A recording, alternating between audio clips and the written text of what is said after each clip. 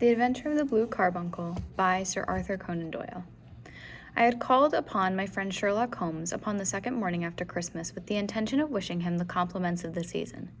He was lounging upon the sofa in a purple dressing gown, a pipe rack within his reach upon the right, and a pile of crumpled morning papers, evidently newly studied, near at hand. Beside the couch was a wooden chair, and on the angle of the back hung a very seedy and disreputable hard felt hat, much the worse for wear, and cracked in several places. A lens and a forceps lying upon the seat of the chair suggested that the hat had been suspended in this manner for the purpose of examination. "You are engaged," said I. "Perhaps I interrupt you." "Not at all. I am glad to have a friend with whom I can discuss my results. The matter is a perfectly trivial one." He jerked his thumb in the direction of the old hat, "but there are points in connection with it which are not entirely devoid of interest and even of instruction." I seated myself in his armchair and warmed my hands before his crackling fire, for a sharp frost had set in, and the windows were thick with the ice crystals. "I suppose," I remarked, "that, homely as it looks, this thing has some deadly story linked on it to it, that it is the clue which will guide you in the solution of some mystery and the punishment of some crime." No crime," said Sherlock Holmes, laughing. "Only one of those whimsical little incidents which will happen when you have 4,000,000 human beings all jostling each other within the space of a few square miles. Amid the action and reaction of so dense a swarm of humanity, every possible combination of events may be expected to take place, and many a little problem will be presented which may be striking and bizarre, without being criminal. We have already had experience of such. So much so, I remarked, that of the last 6 cases which I have added to my notes, 3 have been entirely free of any legal crime." "Precisely. You allude to my attempt to recover the Irene Adler papers, to the singular case of Miss Mary Sutherland, and to the adventure of the man with the twisted lip. Well, I have no doubt that this small matter will fall into the same innocent category. You know Peterson, the commissioner." "Yes. It is to him that this trophy belongs." "It is his hat." No, he found it. Its owner is unknown. I beg that you will look upon it not as a battered billycock, but as an intellectual problem. And first, as to how it came here. It arrived upon Christmas morning in company with a good fat goose, which is, I have no doubt, roasting at this moment in front of Peterson's fire. The facts are these. About 4 o'clock on Christmas morning, Peterson, who, as you know, is a very honest fellow, was returning from some small jollification and was making his way homeward down Tottenham Court Road. In front of him, he saw in the gaslight a tallish man, walking with a slight stagger and carrying a white goose slung over his shoulder. As he reached the corner of Goodge Street, a row broke out between the stranger and a little knot of roughs. One of the latter knocked off the man's hat, on which he raised his stick to defend himself, and, swinging it over his head, smashed the shop window behind him. Peterson had rushed forward to protect the stranger from his assailants, but the man, shocked at having broken the window, and seeing an official-looking person in uniform rushing towards him, dropped his goose, took to his heels, and vanished amid the labyrinth of small streets which lie at the back of Tottenham Court Road. The roughs had also fled at the appearance of Peterson, so that he was left in possession of the field of battle, and also of the spoils of victory in the shape of the battered hat and a most unimpeachable Christmas goose, which surely he restored to their owner. My dear fellow, there lies the problem. It is true that "For Mrs. Henry Baker" was printed upon a small card which was tied to the bird's left leg, and it is also true that the initials H.B. are legible upon the lining of this hat. But as there are some thousands of Bakers and some hundreds of Henry Bakers in this city of ours, it is not easy to restore lost property to any one of them. What, then, did Peterson do? He brought round both hat and goose to me on Christmas morning, knowing that even the smallest problems are of interest to me. The goose we retained until this morning, when there were signs of that, in spite of the slight frost, it would be well that it should be eaten without unnecessary delay. Its finder has carried it off, therefore, to fulfill the ultimate destiny of a goose, while I continue to retain the hat of the unknown gentleman who lost his Christmas dinner. Did he not advertise? No. Then what clue could you have as to his identity? Only as much as we can deduce. From his hat, precisely. But you are joking. What can you gather from this old battered felt? Here is my lens. You know my methods. What can you gather yourself as to the individuality of the man who has worn this article? I took the tattered object in my hands and turned it over rather ruefully. It was a very ordinary black hat, of the usual round shape, hard and much the worse for wear. The lining had been of red silk, but was a good deal discolored. There was no maker's name, but as Holmes had remarked, the initials H.B. were scrawled upon one side. It was pierced in the brim for a hat securer, but the elastic was missing. For the rest, it was cracked, exceedingly dusty, and spotted in several places, although there seemed to have been some attempt to hide the discolored patches by smearing them with ink. "I can see nothing," said I, handing it back to my friend. "On the contrary, Watson, you can see everything. You fail, however, to reason from what you can see. You are too timid in drawing your inferences. Then, pray tell me what it is that you can infer from this hat." He picked it up and gazed at it in the peculiar introspective fashion which was characteristic of him. "It is perhaps less suggestive than it might have been," he remarked, "and yet there are a few inferences which are very distinct, and a few others which represent at least a strong balance of probability.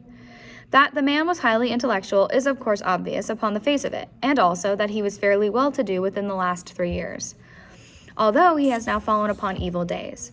He had foresight, but has less now than formerly, pointing to a moral retrogression which, when taken with the decline of his fortune, seems to indicate some evil influence, probably drink, at work upon him. This may account also for the obvious fact that his wife has ceased to love him." "My dear Holmes!" "He has, however, retained some degree of self-respect," he continued, disregarding my remonstrance. "He is a man who leads a sedentary life, goes out little, is out of training entirely, is middle-aged, has grizzled hair, which he has had cut within the last few days, and which he anoints with lime cream. There are the more patent facts which are to be deduced from his hat. Also, by the way, that it is extremely improbable that he has gas laid on in his house." "You are certainly joking, Holmes." "Not in the least. Is it possible that even now, when I give you these results, you are unable to see how they are attained?" "I have no doubt that I am very stupid, but I must confess that I am unable to follow you. For example, how did you deduce that this man was intellectual?" For answer, Holmes clapped the hat upon his head. It came right over the forehead and settled upon the bridge of his nose. "It is a question of cubic capacity," said he. "A man with so large a brain must have something in it." "The decline of his fortunes, then?" "This hat is 3 years old. These flat brims curled at the edge came in then. It is a hat of the very best quality. Look at the band of ribbed silk and the excellent lining. If this man could afford to buy so expensive a hat 3 years ago, and has had no hat since, then he has assuredly gone down in the world." "Well, that is clear enough, certainly, but how about the foresight and the moral retrogression?" Sherlock Holmes laughed. "Here is the foresight," said he, putting his finger upon the little disc and loop of the hat securer. "They are never sold upon hats. If this man ordered one, it is a sign of a certain amount of foresight, since he went out of his way to take this precaution against the wind. But since we see that he has broken the elastic and has not troubled to replace it, it is obvious that he has less foresight now than formerly, which is a distinct proof of a weakening nature. On the other hand, he has endeavored to conceal some of those stains upon the felt by dabbing them with ink, which is a sign that he has not entirely lost his self-respect. Your reasoning is certainly plausible. The further points that he is middle-aged, that his hair is grizzled, that it has been recently cut, and that he uses lime cream are all to be gathered from a close examination of the lower part of the lining. The lens discloses a large number of hair ends, clean cut by the scissors of the barber. They all appear to be adhesive, and there is a distinct odor of lime cream.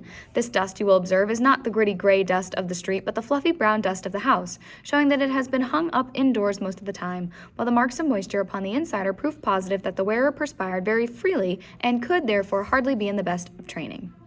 But his wife, you said that she had ceased to love him. This hat has not been brushed for weeks. When I see you, my dear Watson, with a week's accumulation of dust upon your hat, and when your wife allows you to go out in such a state, I shall fear that you also have been unfortunate enough to lose your wife's affection. But he might be a bachelor. Nay, he was bringing home the goose as a peace offering to his wife. Remember the card upon the bird's leg. You have an answer to everything, but how on earth did you deduce that the gas is not laid on in his house? 1 tallow stain, or even 2 might come by chance, but when I see no less than 5, I think that there can be little doubt that the individual must be brought into frequent contact with burning tallow. Walks upstairs at night probably with his hat in one hand and a guttering candle in the other. Anyhow, he never got tallow stains from a gas jet. Are you satisfied?"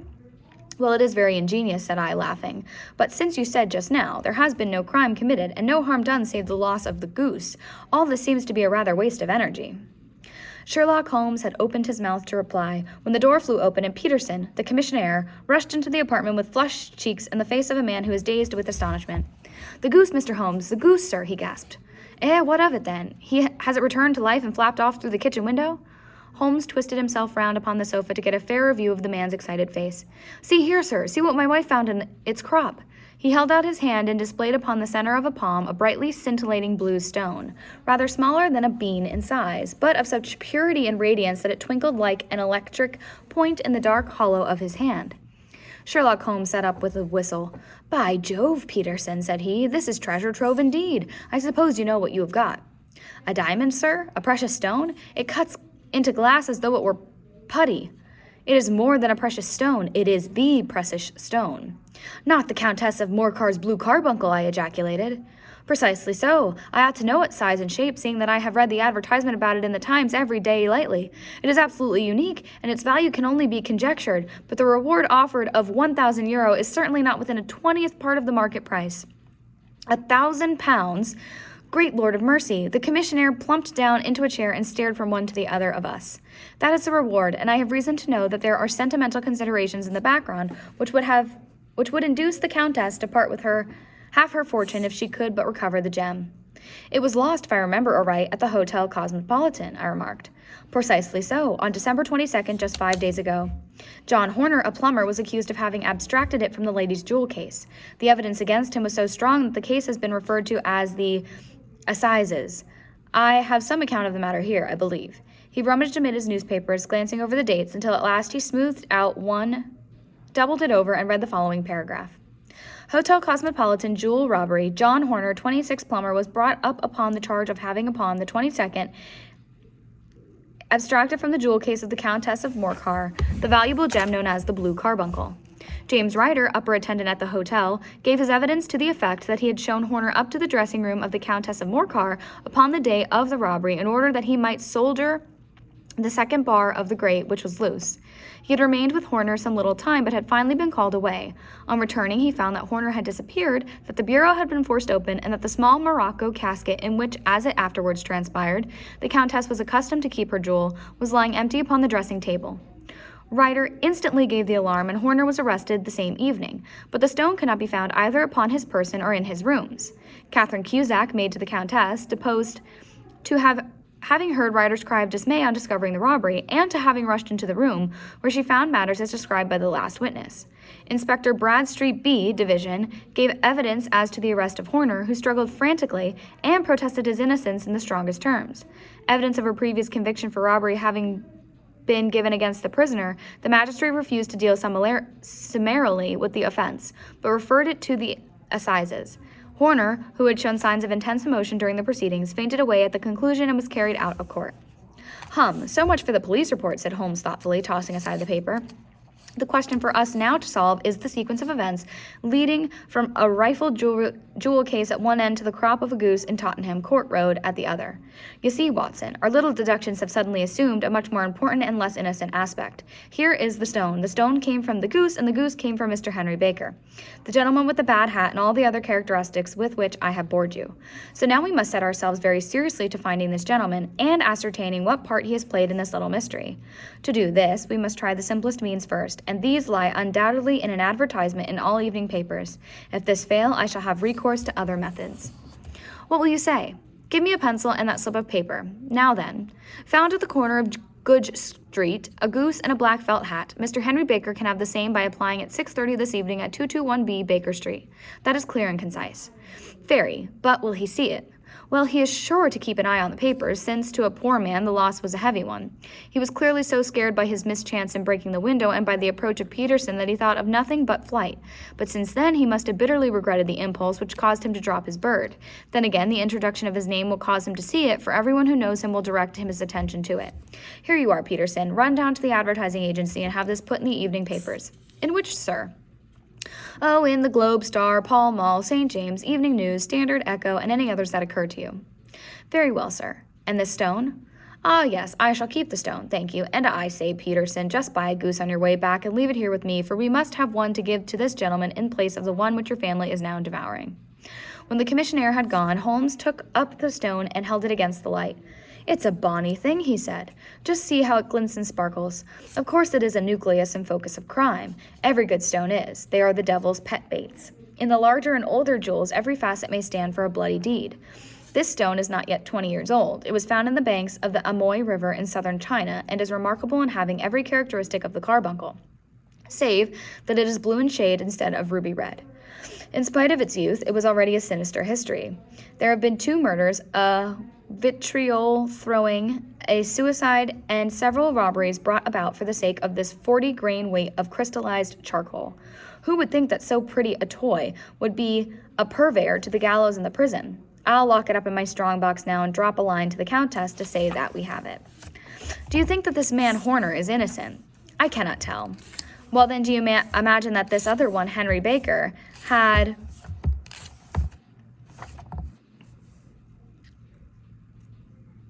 anything to do with the matter? It is, I think, much more likely that Henry Baker is an absolutely innocent man who had no idea that the bird which he was carrying was of considerably more value than if it were made of solid gold. That, however, I shall determine by a very simple test if I have an answer to our advertisement. And you can do nothing until then. Nothing. In that case, I shall continue my professional round, but I shall come back in the evening at the hour you have mentioned, for I should like to see the solution of so tangled a business. Very glad to see you. I dine at 7. There is a woodcock, I believe. By the way, in view of recent occurrences, perhaps I ought to ask Mrs. Hudson to examine its crop. I had been delayed at a case, and it was a little after 6:30 when I found myself in Baker Street once more. As I approached the house, I saw a tall man in a Scotch bonnet with a coat which was buttoned up to his chin, waiting outside in the bright semicircle which was thrown from the fanlight. Just as I arrived, the door was opened, and we were shown up together to Holmes' room. Mr. Henry Baker, I believe, said he, rising from his armchair and greeting his visitor with the easy air of geniality which he could so readily assume. Pray take this chair by the fire, Mr. Baker. It is a cold night, and I observe that your circulation is more adapted for summer than for winter. Ah, Watson, you have come just at the right time. Is that your hat, Mr. Baker? Yes, sir, that is undoubtedly my hat. He was a large man with rounded shoulders, a massive head, and a broad, intelligent face, sloping down to a pointed beard of grizzled brown. A touch of red in nose and cheeks, with a slight tremor of his extended hand, recalled Holmes' surmise as to his habits. His rusty black frock coat was buttoned up right up in front, with the collar turned up, and his lank wrists protruded from his sleeves without a sign of cuff or shirt. He spoke in a slow staccato fashion, choosing his words with care, and gave the impression generally of a man of learning and letters who had ill usage at the hands of fortune. We have retained these things for some days, said Holmes, because we expected to see an advertisement from you giving your address. I am at a loss to know now why you did not advertise. Our visitor gave a rather shamefaced laugh. Shillings have not been so plentiful with me as they once were, he remarked. I had no doubt that the gang of roughs who assaulted me had carried off both my hat and the bird. I did not care to spend more money in my hopeless attempt at recovering them. Very naturally. By the way, about the bird, we were compelled to eat it. To eat it? Our visitor half rose from his chair in his excitement. Yes, it would have been of no use to anyone had we not done so, but I presume that this other goose upon the sideboard, which is about the same weight and perfectly fresh, will answer your purpose equally well. Oh, certainly, certainly, answered Mr. Baker with a sigh of relief. Of course, we still have the feathers, legs, crop, and so on one of your birds, so if you wish. The man burst into a hearty laugh. They might be useful to me as relics of my adventure, said he, but beyond that I can hardly see what use the disjecta membra of my late acquaintance are going to be to me. No, sir, I think that with your permission I will confine my attentions to the excellent bird which I perceive upon the sideboard. Sherlock Holmes glanced sharply across at me with a slight shrug of his shoulders. There's your hat, then, and there your bird, said he. By the way, would it bore you to tell me where you got the other one from? I am somewhat of a fowl fancier, and I have seldom seen a better grown goose. Certainly, sir, said Baker, who had risen and tucked his newly gained property under his arm. There are a few of us who frequent the Alpha Inn near the museum. We are to be found in the museum itself during the day, you understand. This year, our good host, Windigate by name, instituted a goose club by which, on consideration of some few pence every week, we were each to receive a bird at Christmas. My pence was duly paid, and the rest is familiar to you.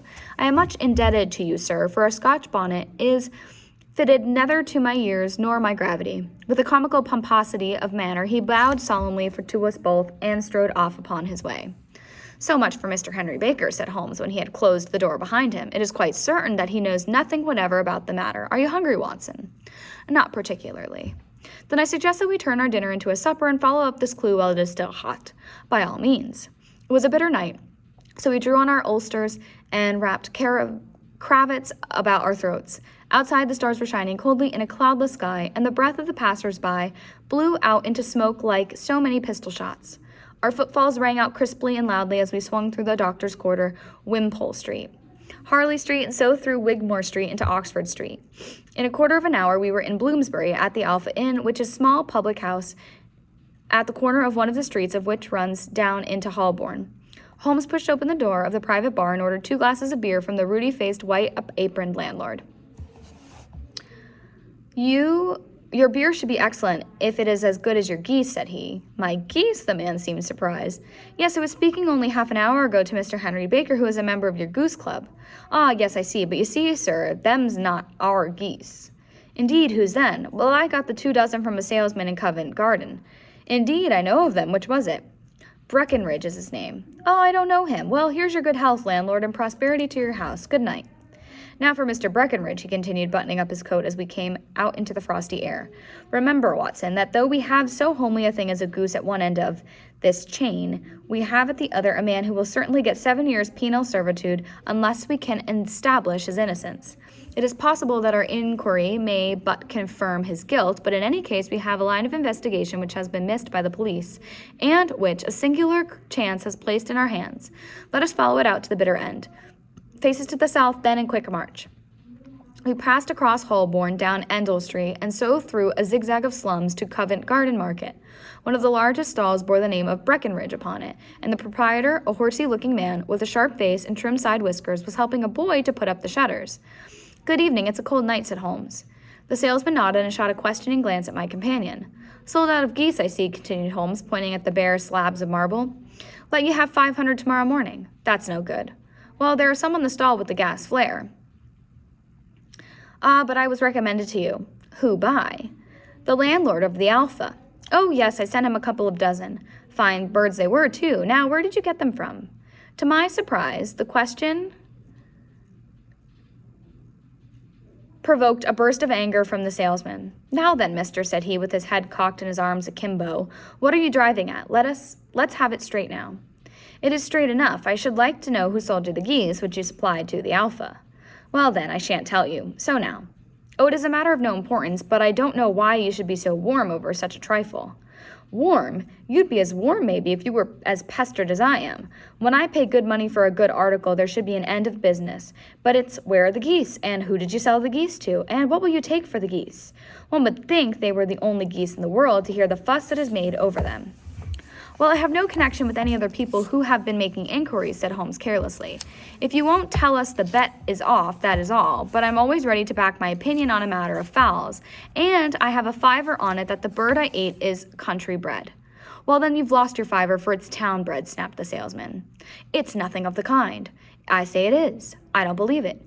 Do you think you know more about fowls than I, who have handled them ever since I was a nipper? I tell you, all those birds that went to the Alpha were town bred.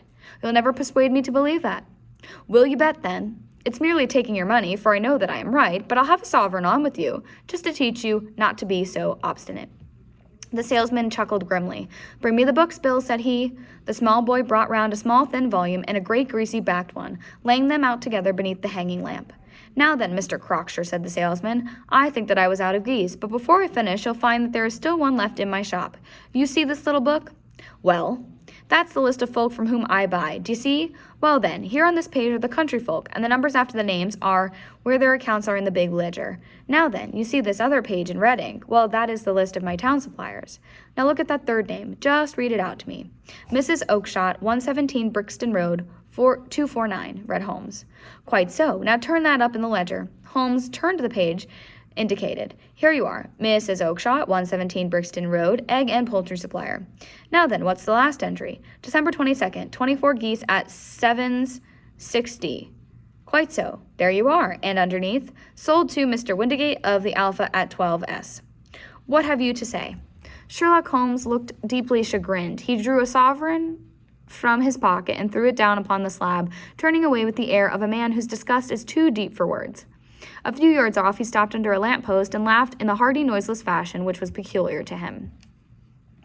When you see a man with whiskers of that cut and the pink unprotruding out of his pocket, you can always draw him by a bet, said he. I dare say that if I put £100 down in front of him, that man would not have given me such complete information as was drawn from him by the idea that he was doing me on a wager. Well, Watson, we are, I fancy, nearing the end of our quest, and the only point which remains to be determined is whether we should go to this Mrs. Oakshott tonight, or whether we should reserve it for tomorrow. It is clear from what that Shirley fellow said that there are others besides ourselves who are anxious about the matter, and I should